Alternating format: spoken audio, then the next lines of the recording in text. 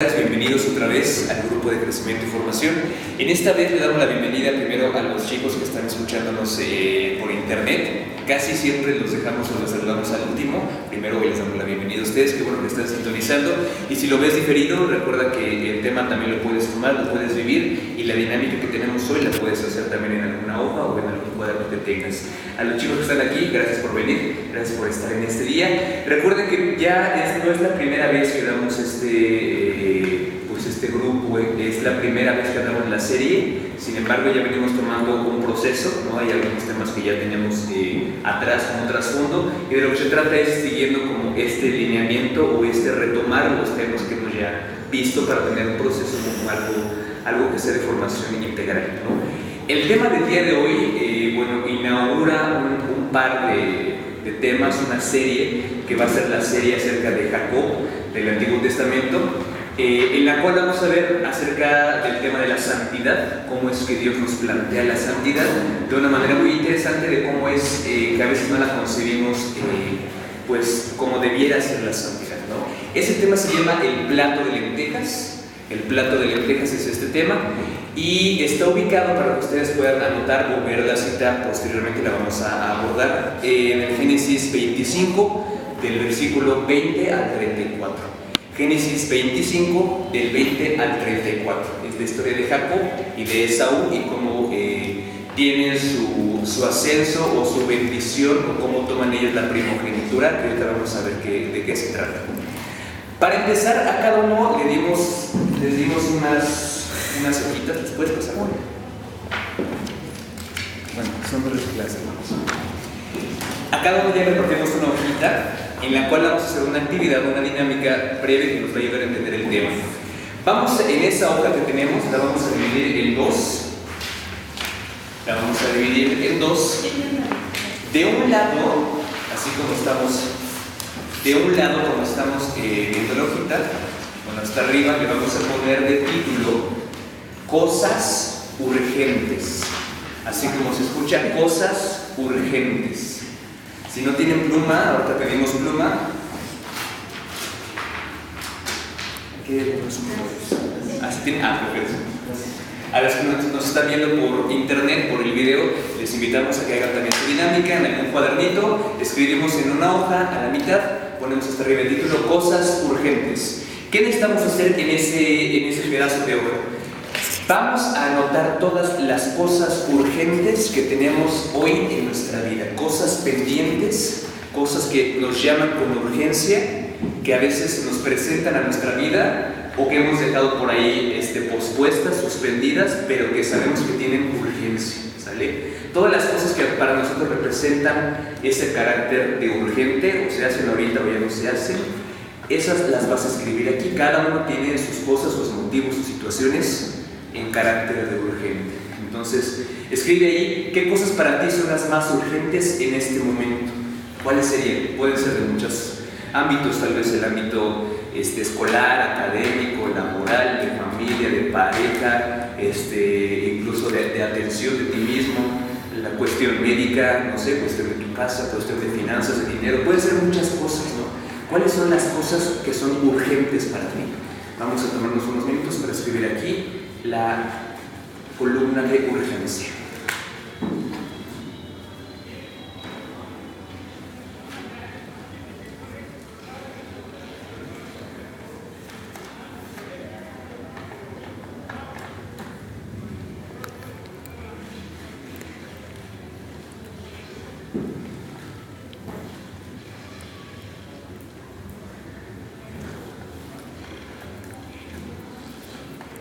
Para los que están en vivo y en la transmisión, les recordamos que este tema se llama el plato de lentejas. Si nos acaban de sintonizar o apenas se van enlazando, estamos comenzando con esta actividad. En un momento más vamos a abordar ya el tema como tal.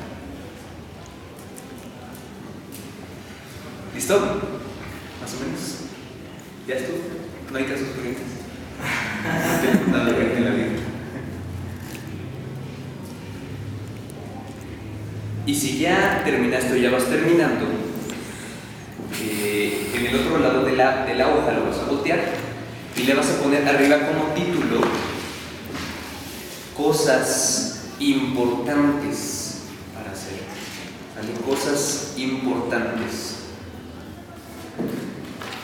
Las cosas importantes que debieras hacer o deberías estar haciendo o para ti son de trascendencia, que están pendientes todavía. ¿Cuáles son esas cosas importantes? Ya no las urgentes, sino las importantes. Ahorita vamos a ver la diferencia y no te preocupes si pones una en vez de otra o de otra columna. Ahorita vamos a ver de qué se trata.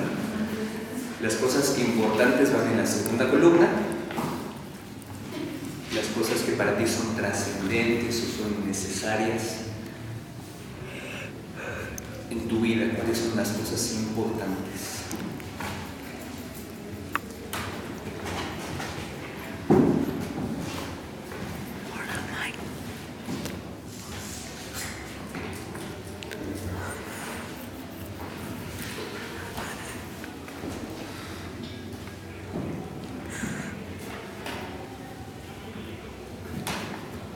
¿Ya? Ok, aquí ya terminaron. Vamos a ver. ¿Ya está? ¿Listo ya?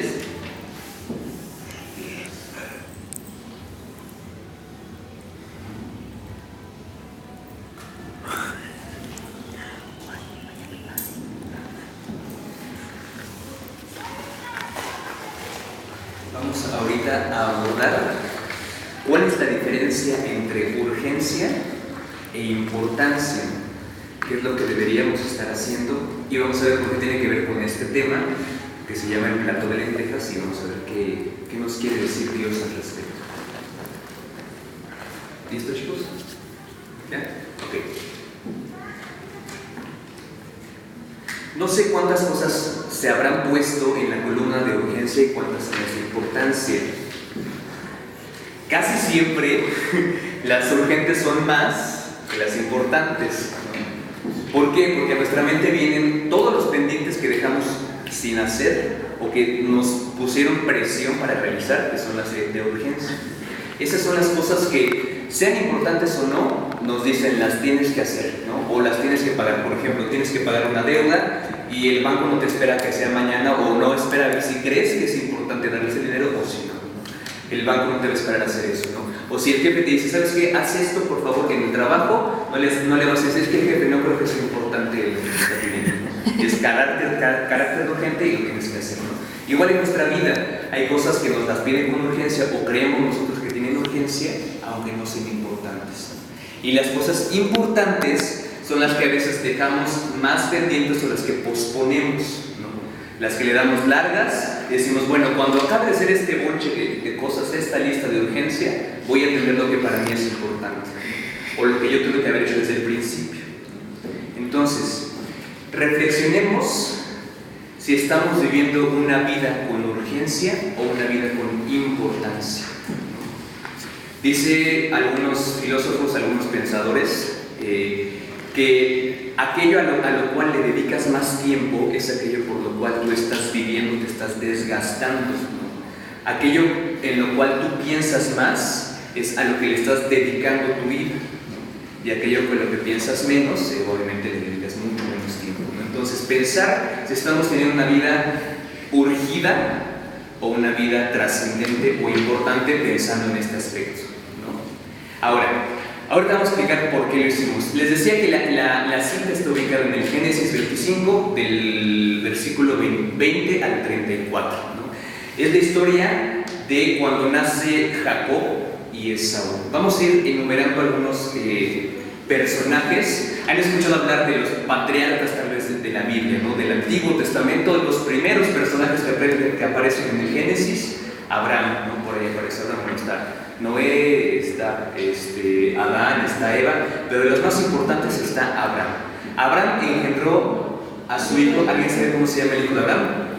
Isaac, ¿sale? Al que iban a ofrecer como sacrificio. Y después dice la Biblia que Isaac tomó como esposa a Rebeca, ¿sale? Se unió a Rebeca, formaron su matrimonio, se casaron, vivieron juntos, y a la hora de querer tener hijos se dieron cuenta que Rebeca era estéril, ¿no? ¿Qué pasa? Isaac se dobla las rodillas y dice: Señor, yo te suplico por favor que mi esposa pueda concebir un hijo. ¿sale? Esa es mi súplica, que le puedas abrir el vientre para que yo pueda concebir un hijo, un descendiente, al cual le pueda dejar mi herencia, ¿no? La súplica de Isaac es escuchada, y entonces, bueno, pues después de algunos meses se dan cuenta de que Rebeca ya está embarazada. ¿Y cuál es la sorpresa de que no está embarazada de un chamaco, sino de 2 niños que venían en su vientre? Dice la Biblia que va a tener mellizos en su vientre. Esta historia nos relata también de una forma muy metafórica, que dice que los pequeños, cuando tenía su panza Rebeca del embarazo, sentía, en vez de una patadita sentía 2, ¿no? En vez de un puñetazo sentía 2, ¿no? En vez de un cabezazo sentía 2 cabezazos. ¿Por qué? Porque los niños que estaban adentro se peleaban. Y dice que desde que estaban ya en la panza de su mamá, en la panza de Rebeca, ya estaban enemistados, ¿sale? Eran ya rivales, por así decirlo, ¿no?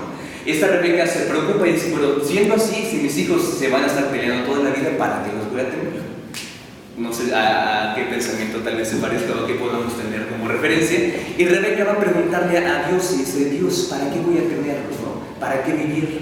Y le dice Dios, es que en tu vientre se están gestando 2 naciones, se están gestando 2 pueblos que van a salir de ahí, y de los cuales siempre va a haber una pelea y una batalla. Y es más, el hijo mayor o la nación mayor va a servir siempre al hijo menor o a la nación menor. Siendo que en la concepción de esa época tendría que ser al revés, ¿no? El hijo menor sirve al hijo mayor, porque el hijo mayor es el favorito, es al que se le da la herencia, es el que hereda pues las casas, los territorios, el ganado, lo demás. Y el hijo menor está como al servicio del mayor, perdón. Entonces, en esta, pues tal vez choque que de pronto tiene de lo que esperaba Rebeca e Isaac cuando deciden tener a los niños, y es aquí que nace Esaú y nace también Jacob, ¿sale? Esaú es tal vez no tan escuchado, porque bueno, no vemos que haya salido tal vez tantos personajes de su descendencia, aunque de su pueblo se llamaban los edomitas, y de Jacob salió lo que conocemos hoy como el pueblo de Israel, ¿no? Jacob después cambia de nombre y lo vamos a ver en el siguiente tema, y es ahí donde sale el pueblo de Israel, ¿sale? Cuando salen, bueno, aquí quisiera hacer una pausa. Recuerden que todo lo que vemos de la Biblia no está nada más escrito porque tenga que escribirse o porque alguna vez a alguien se le ocurrió escribirse, sino todo tiene un significado, todo tiene una enseñanza, una lección, ¿no? ¿Cuántas veces en nuestra vida nosotros nos hemos sentido como Rebeca en la esterilidad de nuestras vidas, ¿no? En los esfuerzos que de pronto hacemos y nos afanamos y no dan fruto, ¿no? Cuando nosotros nos sentimos así, se dice, es que estás viviendo un desierto, es que estás viviendo una época en la que tienes que ser fiel y tienes que confiar, ¿no? A pesar de que tú no ves nada claro, ¿no? ¿Qué es lo que hacemos? Normalmente suplicamos a Dios, y cuando Dios elige bendecirnos, o cuando Dios nos da la bendición, nos la da de una manera muy extraña, una manera en la que no esperamos. Por ejemplo, ¿cómo la recibió Rebeca? No recibió un hijo, sino recibió 2, ¿no? No recibió hijos tal vez como ella los quería, bien portaditos, amables, ¿no? Obedientes, sino pues eran un relajo los niños y se peleaban, ¿no? ¿Cuál es la reflexión hasta este momento para nosotros? A veces creemos que la bendición es para hacernos la vida mucho más fácil, o una vida de color de rosa, o creemos que cuando Dios nos bendice, en ese momento nuestros problemas se arreglan, ¿no? O pedimos a Dios que nos bendiga para que nos vaya bien. ¿Qué pasa? Que en el camino, aunque Dios nos haya bendecido, nos encontramos con problemas, con dificultades. ¿A qué voy con esto? La bendición no es para que tú tengas la vida resuelta. Bendición quiere decir pronunciar el bien sobre alguien. Eso es la bendición, pronunciar el bien sobre alguien. Cuando Dios pronuncia el bien sobre ti, está pronunciando una palabra, ¿estás de acuerdo? Cuando pronuncias, hablas. La palabra de Dios, la palabra por excelencia es Jesucristo. Sabemos que Jesús es la palabra de Dios, es el verbo de Dios encarnado, ¿sale? Cuando en el Testamento, en el Nuevo Testamento se habla de que Dios va a venir y se va a encarnar, se habla del Emmanuel. No sé si han escuchado esa palabra, es Dios con nosotros. Eso quiere decir Emmanuel, Dios con nosotros. ¿Cuál es la bendición? No es que Dios te resuelva la vida, es que Dios pronuncia bendición sobre ti, pronuncia bien sobre ti. ¿Qué es eso? que encarna a su propio Hijo. Cuando su propio Hijo está contigo, la bendición es la presencia de Dios en tu vida. Es que tú no estás solo, es que tú vives un Emmanuel, es decir, que Dios está contigo en las buenas y en las malas. Y eso te da una postura diferente ante la vida, ¿sale? No es que tu vida sea clara y de la noche a la mañana por la bendición tengas una vida color de rosa, sino que con la bendición, con la presencia de Dios en tu vida, tienes otra actitud ante la vida, ¿sale? La encaras diferente porque Dios te ha bendito, te ha bendecido, ha elegido y te ha dicho: tú eres mi hijo, ¿no? Y como mi hijo te bendigo, ¿sale? Y está la presencia de Dios, es Jesús que se encarga. Entonces, esa es la bendición y quedémonos con esta reflexión hasta este momento. Después viene una parte que a mí me llama mucho la atención porque la Biblia de pronto tiene como perlas escondidas, como que te dice palabras o te dice cosas o frases que si tú te pones a investigar o pones a leerte un poquito más o pones a ver referencias de otros libros de la Biblia, te vas dando cuenta de significados importantes. Dice que el primero que salió de la barriga de Rebeca, de la panza de Rebeca, fue Esaú, ¿sale? Y dice que Esaú era rubicundo, o sea, era rubio, era pues con sus chapas, ¿no? Y era peludo, era velludo, ¿sale? A mí me llama mucho la atención porque dice que Esaú era velludo y lo insiste en más de una ocasión. De hecho, el nombre de Esaú significa velludo o peludo. ¿Qué quiere decir el vello o el pelo para la cultura judía? Y para que entendamos por qué hace tanto énfasis en que Esaú tenía tanto vello. No sé si han visto a los judíos, bueno, ahorita tal vez no sea tanto en México, pero los judíos ortodoxos, o los que se dedican, digamos, a una tradición un poco más estricta, casi siempre usan barbas grandotas, ¿no?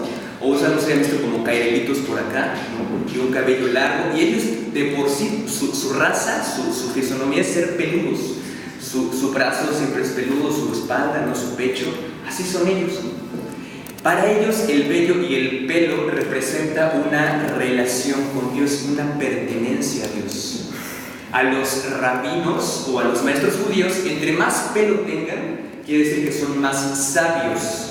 Y la sabiduría es señal de que Dios está con ellos, ¿sale? Entonces, por eso el pelo para la cultura judía es muy importante. De hecho, ¿se acuerdan de la historia de Sansón? ¿No? Era el personaje que tenía un pelo largo, un cabello largo. Y en eso radicaba su fuerza, en saber que primero le pertenecía a Dios y que Dios estaba con él para darle la fuerza, ¿no? Entonces, por eso es que pone tanto énfasis en el pelo de Esaú. Y después dice que Esaú fue un gran cazador, un hombre fuerte, bien parecido, ¿no? Y que aparte era amado por su papá, por Isaac, ¿no? Entonces, digamos que era el sueño americano de todo papá gringo, ¿no? Tener un hijo que juega fútbol americano, ¿no? Que es el capitán del equipo, que es grande, que es gordo, que aparte es el popular de la escuela, es güerito, ¿no? Tiene ojo verde, tiene ojo azul, ¿no? Entonces era como el estereotipo de hombre ideal para los judíos, ¿no? Ese era Esaú. Y después dice que atrás de Esaú nació Jacob, y dice que le venía agarrando el talón a su hermano mayor y le lo sacó, ¿sale? Y de hecho eso significa Jacob, el que agarra el talón o el que sostiene por el talón, ¿sale? Entonces, Jacob es todo lo contrario a Esaú. Es lampiño, es flaquito, él no es cazador. Dice la Biblia que es un hombre muy hogareño, muy de tienda, o sea que se la pasaba echando a la mujer en la casa. Es un hombre que tal vez no tiene muchas pretendientes y sin embargo él vive feliz, ¿no? En su vida y vive pues ahí a gusto, le ayuda a su mamá a cocinar, le ayuda a hacer otras cosas, ¿no? ¿Cuál es la reflexión? Voy a ir haciendo varias paradas antes de continuar con la historia porque es un poquito larga. ¿Cuántos de nosotros somos como Esaú? Que por fuera aparentamos tener mucho vello, mucha barba o mucha apariencia de Dios, ¿no? Siendo que por dentro tal vez no es así. A veces los judíos, y Jesús llegó a decirles, ¿no? Es que los fariseos se paran delante del templo y oran de pie para que vean que están alabando a Dios, ¿no? Y que vean que está dando limosna, ¿no? ¿Cuántos católicos seguimos siendo como aquellos fariseos, como aquel Esaú que tiene grande cuerpo, grande barba, grandes pelos, ¿no? Y por ende la gente cree que es muy allegado a Dios, ¿no? ¿Cuántos católicos sabemos todavía hoy en día así? Y por otro lado, ¿Cuántos Jacobs tenemos en nuestra iglesia todavía? ¿No? Que nos acostumbramos a estar en nuestra casa, o de nuestra casa en la parroquia, en la iglesia, ¿no? Y estamos en el grupo muy a gusto, y si quieren venir jóvenes, pues que vengan, ya saben dónde vivimos, ya saben la dirección de la iglesia, que nos reunimos a tal hora, aquí son las misas, o los padres, ¿no? Los sacerdotes, lo que le llaman la pastoral de la conservación, ¿no? De que no importa, hay, pues sí, en mi territorio parroquial hay 3,000 habitantes, pero a mí solo vienen, no sé, unos 500, 600. Los demás algún día se enterarán y algún día tendrán bautizos, 15 años, bodas para que se acerquen a mí. ¿Cuántos católicos seguimos todavía así, no? Que evangelizamos, pero solamente dentro del atrio de la parroquia.